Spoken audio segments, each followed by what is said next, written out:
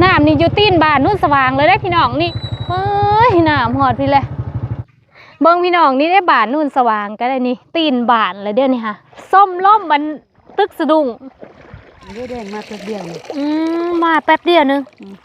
งามอะไรได้ดงบูนเอาขึ้นมาตุกไก่ดงบูนขึ้นมาตึกหอดพี่มาถ่าหับคน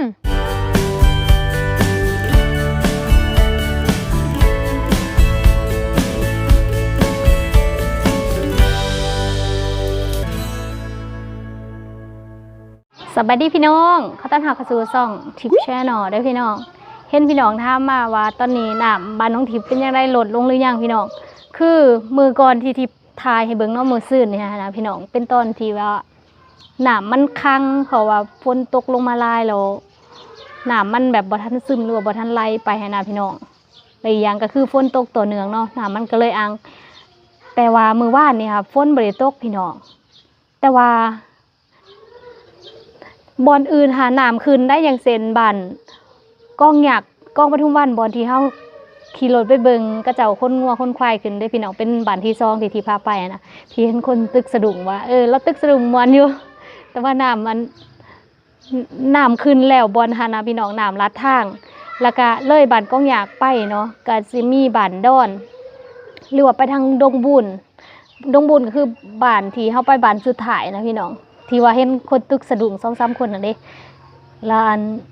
น้ำบ่ทันได้ท่วมทางอะนะที่ไปหอดแต่หันเนาะแต่ที่จริงถ้าที่ไปซื่อๆเองนะก็คือน้ำจะละทางขึ้นบ้านดงบุญทำบ่ได้ภาคบ้านดงบุญไปนะก็คือจะเป็นบ้านดอนซึ่งบ้านดอนนี่ไปได้หลายทางก็คือไปทางบ้านกองปทุมวันก็ภาคไปอีกเนาะก็คือมันจะมีทางไปทางบ้านบึงสางที่ไปขึ้นครัวนะแล้วก็จะไปบ้านโคกหัวสางบ้านโคกหัวสางก็คือบ้านที่เขาเจ้ายังที่มันท่วมได้พี่น้องแล้วก็เลยนั้นไปก็จะเป็นบ้านแม่พุทธวันบ้านโคคาแต่ว่าปัจจุบันนี้เพิ่นคือสิโฮมเป็นบ้านโคหัวสางและใกล้หันไปจึงเป็นบ้านประสิทธิ์น่ะก็น้ำคือสิท่วมคือกันพี่น้องเป็นพื้นที่ตามใกล้บ้านประสิทธิ์หันจังแม่นบ้านดอนแต่มันก็อยู่บ่ได้ใกล้กันหลายคันสิว่าว่าระยะทางไปนะแต่ว่ามันหันได้โค้งไปหน่อยนึงซื่อๆพี่น้องซึ่งบ้านก็จะน้ำท่วมแห้งที่เห็นก็จะแซ่ลงเนี่ยพี่น้องเอางัวเอาควาย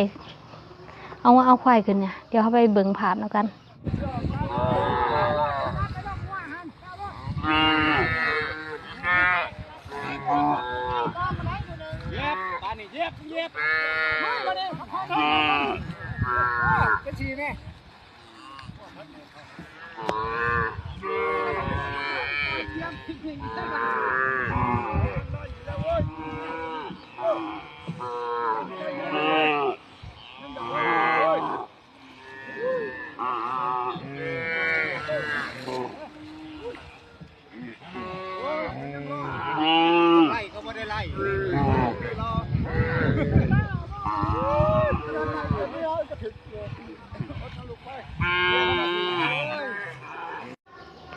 อันนี้ก็คือภาพที่น้ำท่วมบ้านดอนพี่น้องจนเพิ่นได้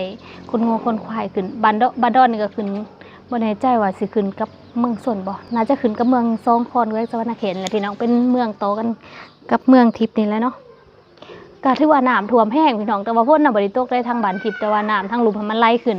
แบบว่าเทื่อนี้มันบ่ได้แม่นเฉพาะฝนตกอย่างเดียวแต่ว่ามันมีน้ำที่ปล่อยมาจากเขื่อนก็คือเขื่อนเซละนองซึ่งเซละนองนี่ก็จะอยู่เหนือบ้านที่ไปแต่ว่าก็ใกล้ก็เติบแล้วมันก็จะไหลลงมาแล้วมันก็เฮ็ดให้มาท่วมทางใต้คือตอนนี้เนาะพี่น้องบ้านทิพย์นี่ก็ยังบ่ทันได้รุนแรงปานใดแต่ก็มีบางหมู่บ้านที่เริ่มท่วมมาแล้วอย่างเช่นก็ปทุมวันนี่ก็เริ่มท่วมคือที่ไปนะบ่ทันได้ท่วมแต่หลังจากนั้นน้ำท่วมแล้วบ้านทางใต้ก็คือบ้านเบาสุกเนาะพี่น้องเดี๋ยวนี้บ้านต่างลางก็ทางนั้นก็ท่วมเห็นพี่น้องว่าบ้านเซาตายก็ท่วมเซาตายกำลังกลับจากไทยมาลาว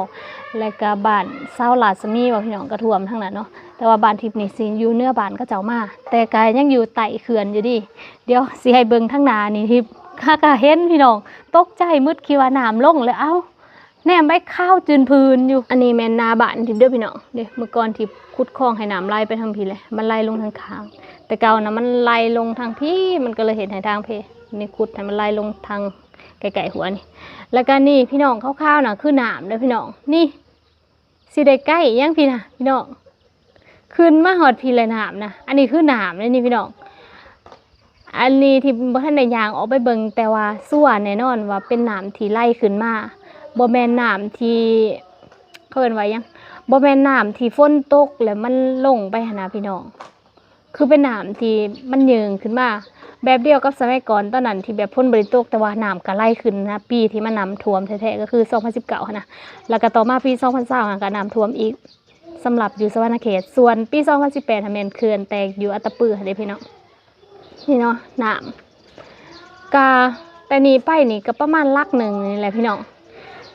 แล้วก็อันนี้ก็เป็นทางไปหน้าแสงทีมาบางดูน้ำท่วมขึ้นมาหอดปีหน้าแสงทีมน้ำบ่เรือเลยพี่น้องท่วมหมดแล้วเนี่ยแพรติดเห็น FC ว่าเป็นยังเวลาถ่ายคลิปต้องมาเอาเด็กหน่อยไปนำเขาเอาแม่ลูกอ่อนไปนำได้พี่น้องตะกล่องบ่มีแล้วแม่ลูกอ่อนก็ต้องมีลูกแล้วก็ลูกก็ต้องไปนำพอบ่มีคนเอาพอเขาก็ไปทำงานส่วนแม่ติดกะแล้วก็เมื่อยเนาะคลายเสืองที่เอาร้านไปไว้อยู่ตลาดแลนด์นี่มื้อมื้อเว้นบ่ได้พักบ่ได้พรอะไรอย่างกินขนมบ่อยู่บ่เช้านะพี่น้องก็เลยว่าได้เอาไปนำแต่มื้อนี้เปลี่ยนบรรยากาศเอานิชาไปคนเดียวนี่แต่ว่าเฮาสิไปเบิ่งไกลๆนี่แหละพี่น้องสวัสดีนะนิชาสบายดีว้าน้ำลายยังเป็นคอกอยู่บ่นี่น้ำลายเลยนี่เอาสิพาไปเบิ่งข้างหน้านี่แหละพี่น้องดูนี่หน้าทัวเป็นบรรยากาศในตอนนี้นะพี่น้องแต่ว่ามันบ่มีอันนั้นเด้มันบ่มีกันลมนี่พี่น้องไม่ตัวนี้นะ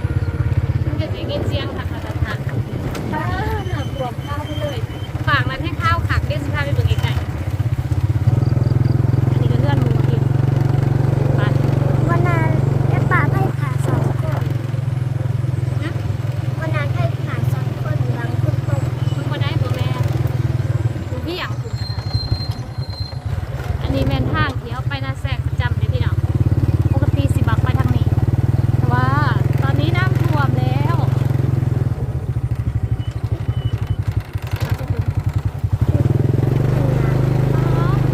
ฝากอวยเบื้องนะให้เต็มเลยค่ะมึงดูพี่เนาะน้ำค่ะซูมไปด้วยซะนี่มึงดูน้ำนะพอดพี่เลยขึ้นมาไหวลิคือปกติฝนตกนั่นมันจะสีแบบใส่เวลาไล่มือเติบได้พี่น้องเพื่อน้ำสิขึ้นมาหอดนี้แต่บังดูเนี่ยฝนตกแค่2 วันนี่น้ำขึ้นมาหอดพี่เลยมันบ่แม่นฝนตกอย่างเดียวดิคือน้ำนี่แหละข้างน้ำท่วม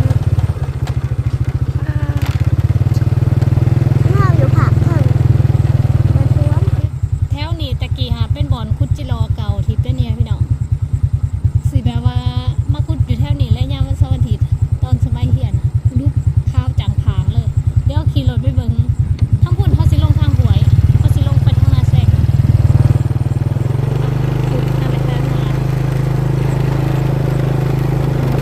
พี่น้องตอนนี้เขามาทางแวที่จะไปหน้าแซงอะไรพี่น้องกาน้ำท่วมเลยได้แถวนั้นนะเขาไปประมาณจัก100 เมตรนี่แหละแต่นี่ไปน้ำนี่อยู่ตีนบ้านนุ่นสว่างเลยได้พี่น้องนี่บ้านนุ่นสว่างนี่น้ำอยู่นี่อ่ะซะขึ้นมาไหวรีพี่น้องเมื่อกี้หันทิพย์เจอกับผู้หนึ่งนะเพิ่นว่าเมื่อวานนี้ฮะนะน้ำยังอยู่ลุมกว่านี้อีกได้มาเมื่อนี้ว่าน้ำขึ้นมาใกล้หัวเลยเพราะว่านี่มันอยู่ในหัวเพิ่นว่าหัวทั้งลุมทั้งนานี่มันจะมีหัวนะพี่น้องน้ำขึ้นมาวันละประมาณ50 เมตรพูนะจากที่ภูนั่นเพิ่นเว้าเมื่อกี้นะป้าขึ้นมาไหวลิลุ่นอยู่ว่าบ้านทิพย์สิรอดบ่ลายบ้านยูทูบเบอร์ท่วมไปแล้วป้าคันถือว่าได้ท่วมบ้านทิพย์นี่ก็คืออันนั้นท่วมนักเลยได้เพราะว่าอยู่เฮือนทิพย์นี่ก็ค่อนข้างว่าสูงขนาดท่วมแบบหลอดตีนบ้านนี่ยังบ่หอดเฮือนทิพย์นะเบิ่งว่าปีนี้เขาเจ้าสิปล่อยเขื่อนมาหลายกว่าเก่าบ่เพราะว่าลุ่มบ้านเขาเอิ้นว่าลุ่มเส้นละนอกมานี่เพิ่นให้เตรียมรับมือมืดเนาะทางเมืองส้นจำพร2 คอนนี่พี่น้องเฮ้ยน้ำหอดพี่เลยพี่เอานั่นสิโอ้เที่ยงอันนั้นไปบ่ได้แล้วพูเบิ่งพี่น้องน้ำตอนนี้เดี๋ยวสิไปไกลๆอีกเบิ่งดูทางนั้นทางลงนาแซงเฮาอยู่กับตีนบ้านเลยเด้เนี่ย มือนั่นที่ทิพทายให้เบิ่งหั่นน่ะบัดนั้นน่ะมันลงได้ก็คิดว่ามันคือสิเป็นน้ำค้างซื่อๆแต่ที่ไหนได้น้ำขึ้นเบิ่งพี่น้องโอ้ยทางเจือนป้าน้ำมันมาแต่ทั้งเด้นี่มันคือขานอันนี้มันคือเจือนอันนี้เนาะเนี่ยคือมันลุบลงดิเนาะนี่อันนี้ก็แมน เบิ่งพี่น้องหน้าคนที่อยู่ลุมเดี๋ยวนี้ทั่วมืดพวกได้ที่ก็เจ้าหวานมันตึกสะดุ้งบ่ได้บ่ได้ฮากะมาป้าน้ำท่วมไว้ลิเนาะปีนี้เนาะเนาะข้าวมันเลยป้าแสดงว่าบ้านก้องหยางนี่ท่วมแล้วได้นี่บ้านก้องหยางหรือว่าบ้านก้องปทุมวันสื่อเดียวกันเด้อป้าเบิ่งนู่นน่ะน้ำ ป้าก็ ก็เจ้าว่ายัง ท่วม เอา แล้ เพื่ ว อบ่รู้มายังสิไปใส่ ท่วมแล้วป่าดิ เอาสิพากันไปใส่นี่ค่ะมาเบิ่งหน้าบ่นี่ค่ะซุมเจ้าก็เฮ็ดหน้าบ่หวานบ่ท่วมหมด ความเบิดเลยกระปุก35 สอบเบิดเลย ป้าข้าวปลูก35ศพอันแม่คอยส่วนเฮ็ดหน้าภายนอกก็เจ้าบ่ได้เฮ็ดทางผีแหละเราว่าข้าวปลูกก็ประมาณ20ศพปุ่นบ่เพราะว่าท่วมอะลิเนาะป้าพี่น้อง อันนั้นบนผู้ยืดนี่บนหน้าอันในเงินป้าสมาท่วม เนี่ยถ้าพงหน้าเฮาหน้าในเงินเนี่ยน้ำมักจับออกเนี่ยมึงขึ้นเบิ่งน้ำจะหอด น้ำไว้ลิเนาะ มันคือ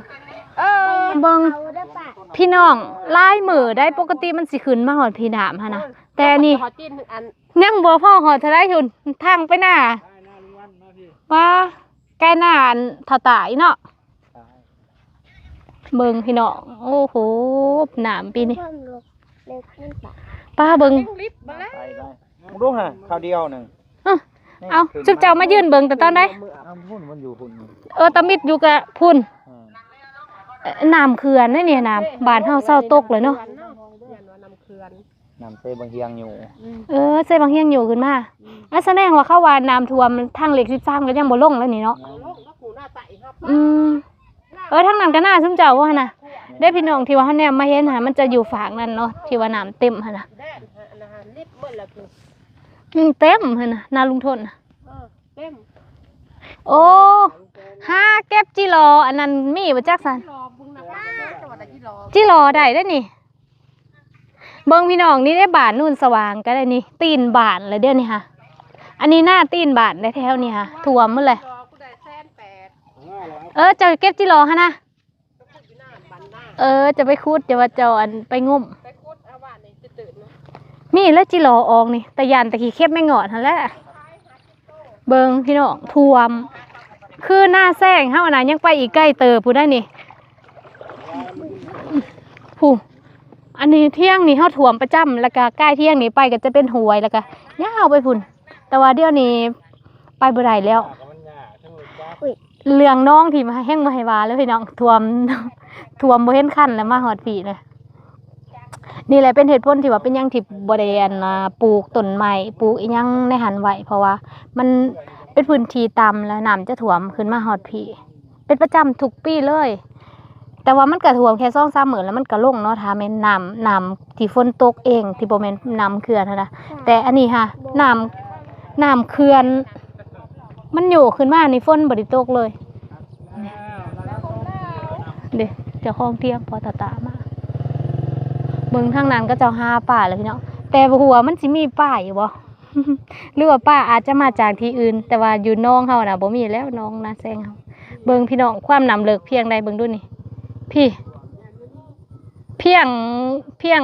เอิกเลยเด้ค่ะผู้เพียงเอิกเลยก็เจ้าใส่หม้องได้บางบอนค่ะแต่บ่ฮู้ว่าใส่เฮ็ดอันหมู่อ้ายเราไปใส่ค่ะพี่เต็มหมดแล้ว ป้าพี่เด้อันนี้ก็ลักสัญญาณเต็มมือเลยสภาพน้ำในตอนนี้ ยังบ่ท่วมบ้านแต่ว่าที่ไฮที่หน้านี่ท่วมหมดแล้วนี่อันนี้ก็คือบริเวณแถวบ้านทิพย์ น้ำท่วมหน้าเลย อะไร อุ้ยกระเดี่ยวอภัยเพราะว่าเฒ่าแก่ห้องซีนี่เอง มาใส่หม่องเอากระปู เอามาสิไปเฮ็ดอ่ะนะ ก็แล้วแต่ผู้มาฮะพี่ตาแต่กระปู ของเมียบ่ได้สู้กินกระปูเด้เบิ่งอ่ะ ขึ้นได้มือขึ้นนี่ขึ้นอยู่ประมาณ เขาว่าขึ้น50เมตรผู้ใด ฮะขึ้นตั้งๆนี่ประมาณ30 ว่ะ ได้ช่องขัน เขาได้2 เพ คัน ราะอันมือว่านนี่เพราะว่ารถจอดอยู่นี่อันนี้เด้ เอาแม่นบ่ ขึ้นประมาณเนี่ย อืม 30ประมาณ อีหยังเลยค่ะ 30มอง เอาพ่อแล้วบ่ป้าค่ะ เพราะอะไรมีแต่กระปูนี่ ป้ามัน จอด ขึ้ รถ นไว้ เมื่อกี้นี่บ่ได้มีหนาม จอดรถเดือนนี้น้ำ เพราะว่ารถกีตาร์ได้ รถตา ไอ้ ดี บักกันน่ะเด้ไอ้บักทราย ลบ แสดงว่าน้ำขึ้นไว้เด้อนี่ขนาดอยู่ในนี่ก็ยังหูว่ามันอันขึ้นเนาะ เยอะแยะเนาะ ตายแต่กระปู เอามาสันชันบ่กินหาสิมากินเองดอก 10 ล้อพี่น้อง10 ล้อโอ้ป้าก็ได้แล้ว ป้านอกกระปูไอ้เฮาสร้างสิเมื่อปล่อยให้มันมีในน่ะครับ นะโอ้ยตำบักหุ่งตอนเพลน แดกกระปู ไอ้ยายเสิร์ชเราซอยบักหุ่งตอนเพลน เออเพิ่นแห้งบอกให้เฮาไปเผาห่านอย่าไปตึกสะดุ้งเฮาว่าโอ๊ยอยากไปกระปิดกว่า ข้าวปลาแหนมคือว่ามันหนามันเศร้าไรเดี๋ยวแต่ว่า โซไล่หรือเปล่าดงบูนเดี๋ยวนี้ค่ะ ลุงบุญไล่เขาแล้วหนามันไล่เขาด้วย น้ำลาดทางเดี๋ยวนี้ว่าสิไปเบิ่งอยู่ ลุงบุญไล่อยู่แล้วไล่อยู่แล้วลุงบุญโมเมนต์มันหอดที่กุ๊กไข่เด้อบ่ แม่นะฮอด แม่นวะ หอดกุ๊กไข่ตีนบาน เออ หอดแล้วขนาดระดับนี้หอด เนาะกล้องหยากนี่ยังบ่หอดแล้วว่ะ ว่ากองยาก มันบ่สูงบ่ ได้ทางนั้นกรณีมันท่วมทางนั้นคือน้ำ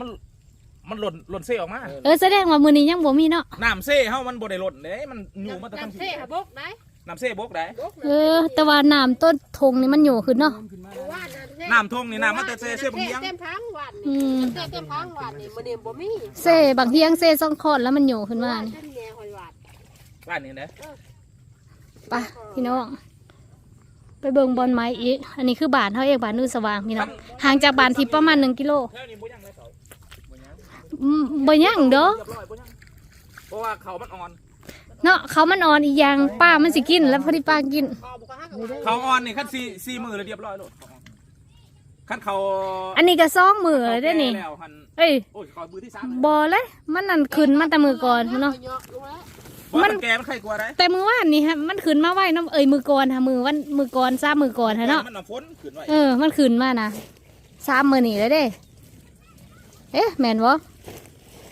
แม่นแล้วเนาะ3 มื้อนี้ละ มือมันขึ้นบ้านนี่เนี่ยมันบ้านนี้ก็มือนี่เนี่ยมันน้ำมันอยู่คือน้ำมันอยู่คือ ห่างจากเฮือนหีบนี่ประมาณโอ้เฮือนเฮาก็บ่ได้ใกล้เด้ค่ะมันขึ้นไปฮอดพุ่นนี่ ปี2019ได้ ฮอดก้มกระทัน กระทัน ใจหายใจความอยู่ยังน้อยเดียว บงให้ไล่น้ำติดตัว อุ้ยบ่งอิหยังปีนี้มักม่วงกะลายเฮ็ดกะลายอยู่ไสก็ออกบอนเฮ็ดบ่เคยออกก็ออกเนาะอันบ่งพัดอยู่ทงพัดบ่มีได้ปีนี้ปกติเฮามานั่นลายบัดใบใหม่แก่บ่ด้นมันอ่อนบ่ด้นมันก็เลยมืดไว้เมื่อบัดนี้มาเบิ่งทางไหมผู้ไผก็มาเบิ่ง น้ำตอนนี้ทิพย์กับน้องนิชาพี่น้องกลับมากินข้าวอยู่เฮือน ตอนนี้สิพาพี่น้องไปเบิ่งทางบ้านลุงบุญว่าน้ำมันลัดทางหอดใส่แหละเพราะว่าฝนบ่ได้ตกแต่ว่าน้ำมันขึ้นหั้นนะพี่น้องตอนนี้ทิพย์อยู่บ้านนุ่นขู่พี่น้องบอนที่เคยมาจุดบังไฟนะพี่น้อง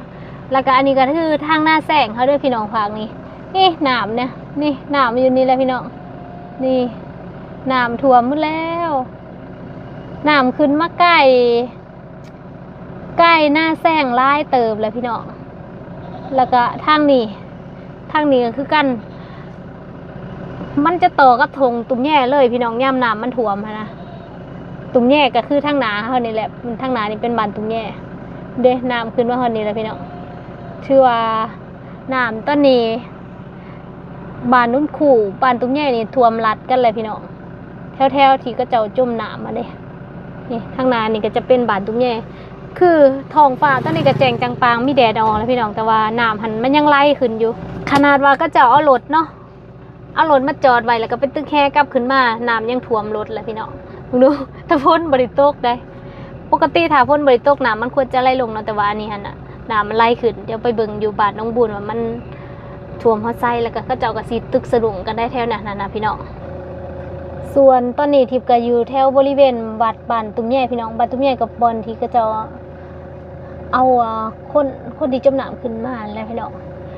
ซึ่งทางที่บอนเพิ่นจมน้ำก็ลงไปทางนาทิพย์ทางเกาะนี่แหละตอนนี้นะพี่น้องมึงดูน้ำนี่ตอนนี้ทิพย์อยู่ในทางนะพี่น้องนี่ห่างจากทางนะจะประมาณจัก150-200 เมตรนี่แหละพี่น้องตอนนี้นี่จะเป็น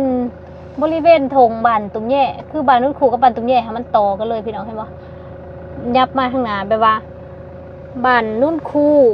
แล้วก็ต่อบ้านตุ้มแย่ยาวไปยังเสียนะพี่น้องยาวไปตามทางแบบนี้เลยนะแล้วเบิ่งดูน้ำตอนนี้มันขึ้นมาฮอดพี่แหละ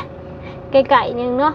เดี๋ยวสิพาเลาะเบิ่งทางนี้มันยังคาปุ่มใหม่พี่น้องใกล้ปุ่มใหม่ไปนี่ก็จะเห็นน้ำแถวนี้แห้งไกลๆเลยเบิ่งดูพี่น้องคร่าวๆหาแม่นน้ำเนี่ยแห้งไก่กว่าบอนเมื่อกี้เลยนี่น้ำขึ้นมาหอดนี่แล้วไก่ทางแล้วเด้นี่อีกนิดเดียวก็สิหอดทางเลยเด้นี่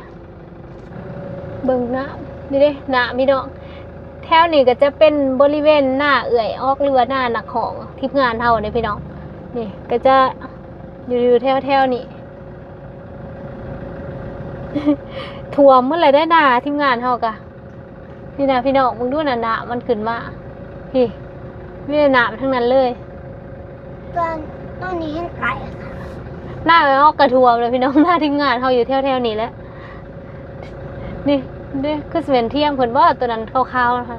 แม่นว่าจ้ะใส่เที่ยงปะออกค่ะจ้ะ ชุดไปไหน ป้าหน้า วั วัน น ไก่ นี้ ได้เที่ยงเรา วันนี้แห้งไก่ทางเลยพี่น้องพี่ป้าหน้าขึ้นมาป้าพี่น้องมึงดูน่ะฝนหาบริตกเลยได้มือว่านนี่กับบริตกตอนคำมาหน่อยนิดเดียวแล้วก็เศร้าแต่ว่าบึงดูนี่ตื่นเสาร์มาหนามไหลขึ้นมามือก่อนหายังบดีมือก่อนเข้ามาคือว่าบริเห็นหน้าหนามอันนี้ค่ะมันหากันอยู่ขึ้นมา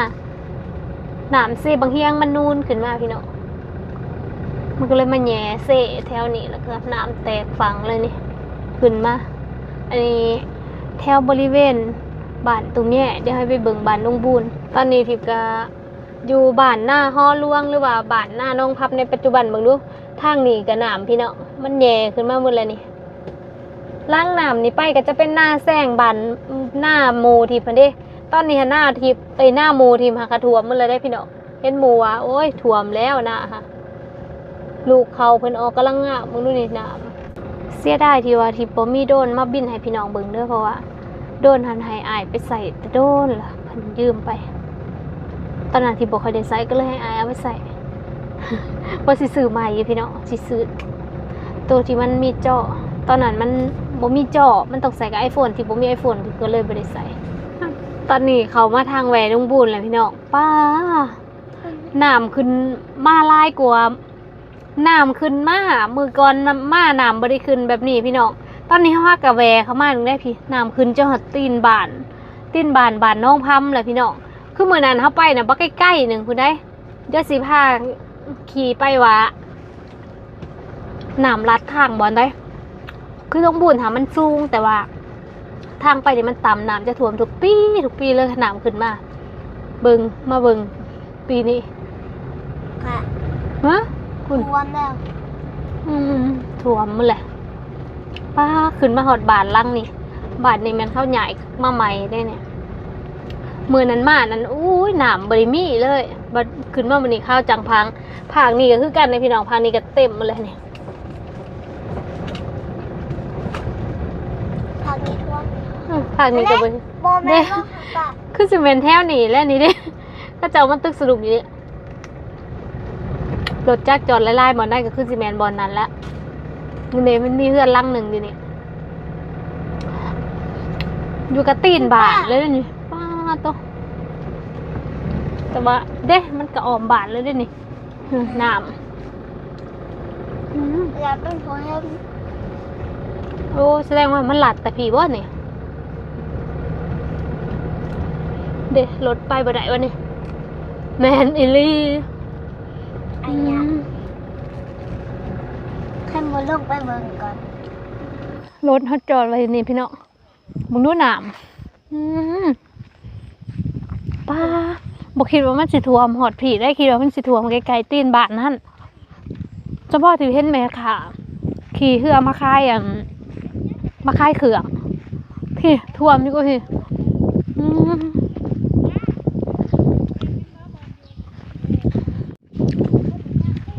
เบิ้งพี่น้องแต่ละพี่ก็เจ้ากับซิมาตึกสะดุ้งแบบนี้ละอันนี้เป็นเส้นทางจากบ้านน้องพำนะคะลวงไปดงบูนไทยบ้านได้นี่ค่ะไทยบ้านได้นี่ฮันมีปิ้งบ่แหละป้ามีปิ้งนี่ก็สิได้ขึ้นข้ออันพูอันตึกสะดุ้งนี่ป้าฮะมานบ่โอ้กระปูหำบ่เอาบ่ค่ะไทยบ้านนั่นนี่เขาคิดว่าจะว่าตะบันโขกบ่นะอยู่บ้านนี้ได้เนาะได้ลายป่ะเจ้าพวกมาป้าคือว่าพ่นบริตกเนาะพ่นบริตกน้ำคืนตึกสะดุ้งเพราะว่าตากแดดเนาะปกติตึกสะดุ้งกับฝนตกค่ำลิ่นๆเนาะอันนี้เพราะว่าน้ำคืนอยู่นั่นนี่เอาตกบ่ท่าบริตกเลยมาแป๊บเดียวมาแป๊บเดียวนึงงามมาเลยไปเบิ่งดูทางนั้น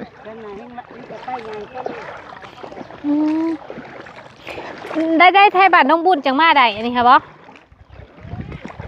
มาจังได้คือขี่เหืออันนี้มาแต่น้องบุญผมบอมาแต่น้องบุญเอาขึ้นมาตุกไก่น้องบุญขึ้นมาตึกหอดพี่มาถ่าหับคนเดี๋ยวนี้เลยขี่เหือป้าส้มล้มมันตึกสะดุ้งอีสานว่าตึกสะดุ้งตากแดดเนาะได้บ่นี่ฮะมีแต่ปลากระเดิด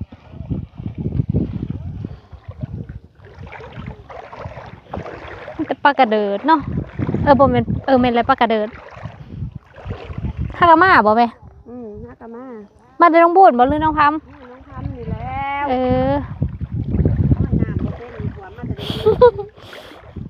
ป้าได้บ่เจ้าคือของใหญ่แท้สิอยู่คันมื้ออื่นแล้วบัดนี้ข้ากะมามื้อนี้ก็เต็มรถแล้วปลามาได้เลย อาลีบ่น้ำนี่มันท่วมจักมื้อแล้วลาดทางนี่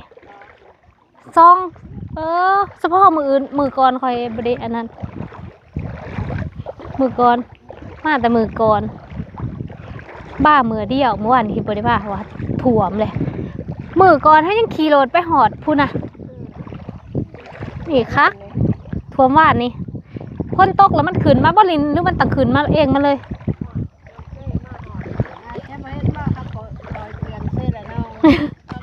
เขื่อนเส้นละน้องก็มาหอดผีเนาะบัดป้ามันคือว่ามาหอดผีเนาะมาแต่น้ำมันนักไปทั่วที่มันเลยฮะปลากระเดิดปลากระเดิดแต่ปลากระเดิดป้าบ้านดงบูนขี่เหือมาตอนสมัยน้ำท่วมเมืองซนปีนันกับขี่เหือแบบนี้แล้วพี่น้องจะทอดแกงกอได้บ่ป้ามีแต่ของใหญ่ๆปลากระเดิดนี่มันมีแต่ปลากระเดิดเนาะเห็ดปลาแดกแสบเลยเนี่ยได้บ่แม่เท้าได้อยู่แต่มีลายเลาะเบิงนี่แหละมีแต่ปลากระเดิดเนาะปลากระเดิดดิปิ่งคักเลยนี่เห็ดปลาแดกกระแสบมาแต่มื้อเสาร์นี่พูดบ่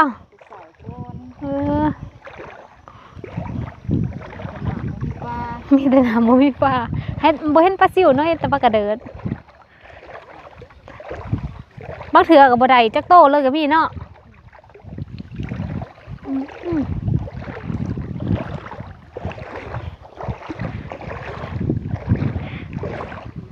ตึกสะดุ้งในทางแล้วเนี่ยมาใช้แม่คือบ่เคยเห็นอยู่ในบาทนี่บ่มีแต่ของใหญ่ๆเลยได้ผู้ใดก็ได้บ่ได้บ่ กะมาอืม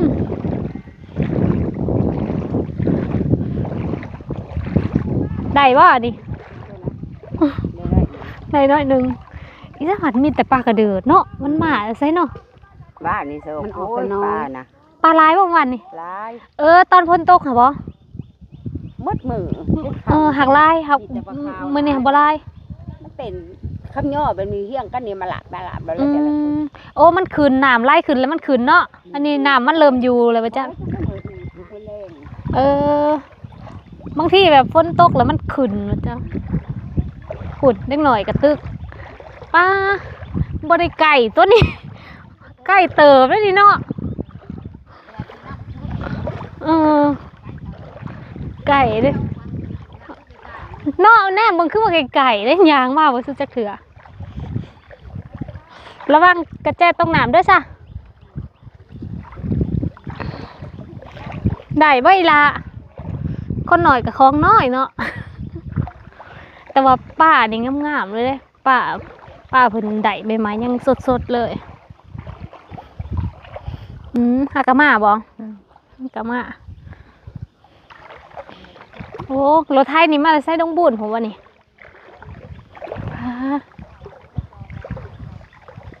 ได้บ่เอื้อยได้อยู่เดี๋ยวมีแต่ปลากระเดิด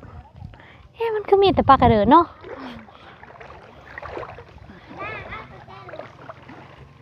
ฮะ โบได้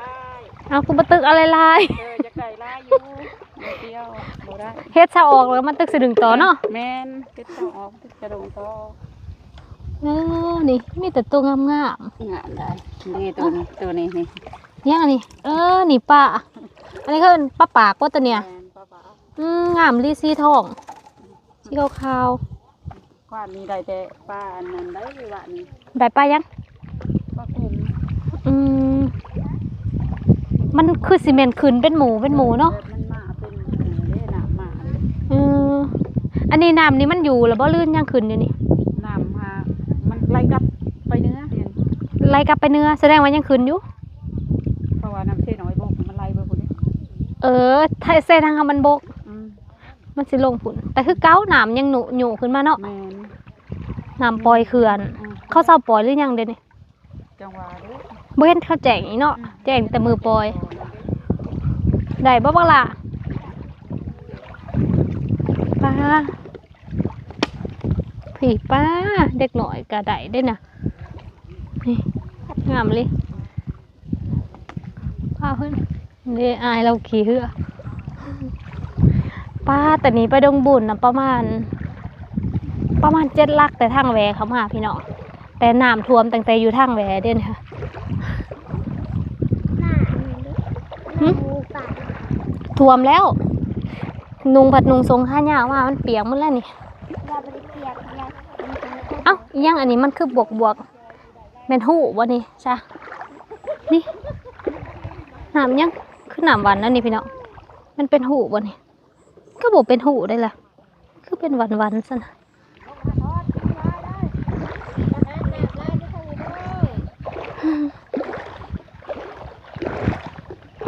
ป้าสะดุ้งนี่ผู้ชายเนาะแห้งผู้ชายแล้วก็เฮ็ดสะดุ้งใหญ่ๆเนาะ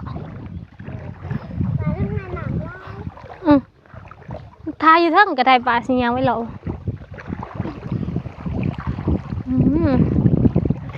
ตะหมวนแท้ๆปลาลดก็ได้เอาเจ้ากระตึกได้ปลาลดพุ่นน่ะ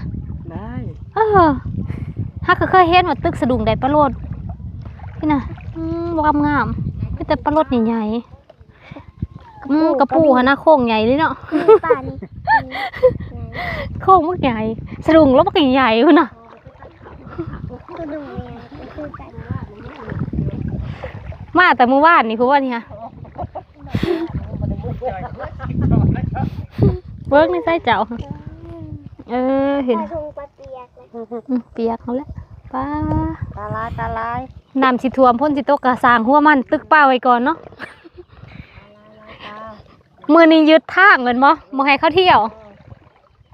ได้บ่ป้าของใหญ่แท้นี่ฮะ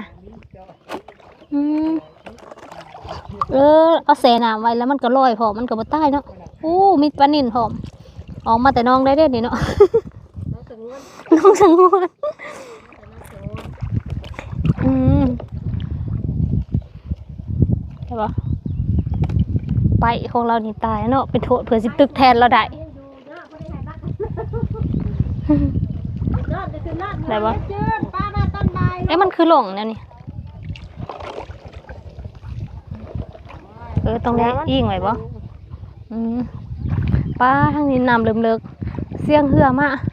ทายอยู่นี่ก็ได้จ้าคันบอกไปวักปิงนี่ซะ มีกัน แซ่น้ำลายซะละบ่ ของธรรมชาติว่าติเข้ากล่องเต็ม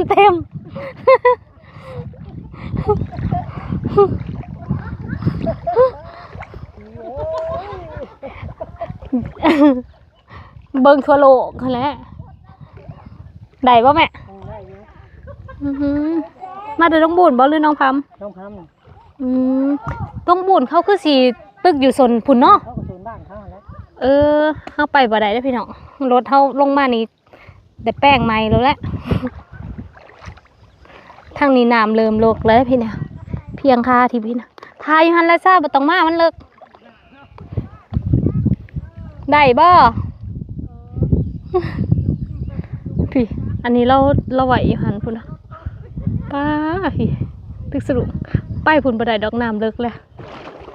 เนี่ยพี่น้องตอนนี้น้ำนั้นไล่ขึ้นทางเนื้อพี่แต่เพิ่นว่ามื้อเช้านี่หันน้ำหันไล่ลงทางใต้แต่ตอนนี้หันน้ำเซ่เสียงห่มหันเซ่ซ้ำห่มเรือเซ่สังซอยนะ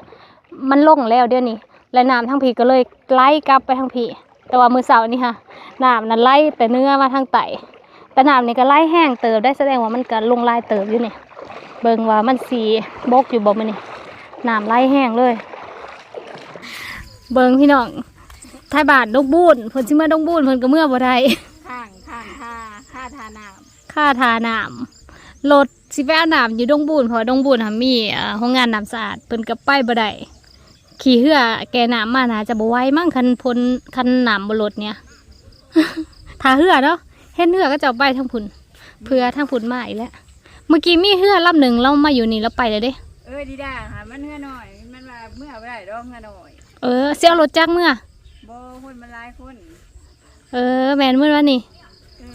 นี่5 คนอยู่ 5 คนสิเมื่ออืม ต้องเลยถ่าเหือเนาะอยากเติบเนาะมาใช่มาแต่ไทยบ่ บ่มาแต่นครจันทร์ โอ้ ถ้าเด็กหน่อยมาเล่นตั้งแต่บางคนบ่ให้ตกตอนแรกว่าถาฝนตกเช้าจังสิมาฝนตกได้2 มื้อน้ำก็ท่วม การเล่นพ่นอันนี้บริเวณน้ำพ่นในน้ำมันเหยิงขึ้นมาซื่อๆมั่วก่อนค่อยได้กลับไปพี่ถั่วเมื่อแถวนี่อันนี้ก็คือสภาพการในปัจจุบันพี่น้องทีหน้าหัวส่วนแมนถ่วมไปหมดแล้วนี่หอดตีนบาทนะเขาลวงน้องพำเลยได้นี่ขึ้นไปนี่ก็คือบาทเลยเนี่ยตีนบาทเลยตอนนี้นะแต่ว่าบาทนี้ว่าท่านได้ถ่วมแต่ว่าหน้านี้ถ่วมไปหมดแล้วพ้นบริตกได้แต่ว่าน้ำไล่ขึ้นเพราะว่าน้ำเขื่อนก็เจ้าปล่อยมาแล้ววันนี้มันอยู่น้ำเซ่ไก่นี่เซ่บางเฮียงมันอยู่ขึ้นมาต่อประมาณนี้พี่น้องถ้ามีความคืบหน้าเดี๋ยวสิแจ้งให้ FC หัวน้ำเห็นหลายคนถามมาว่าเป็นจะได้สภาพน้ำบกหรือยังตอนนี้ก็ดังที่พี่น้องเห็นนี่แหละพี่น้องน้ำมันกะยังบ่ทันได้บกเกะแต่ว่าพ้นบริตกแดดก็ฮ้อนหอนในตอนนี้สำหรับคลิปนี้ที่กาซีโจไว้เพียงเท่านี้เด้อพี่น้องเจอกันใหม่ในคลิปหน้าสบายดี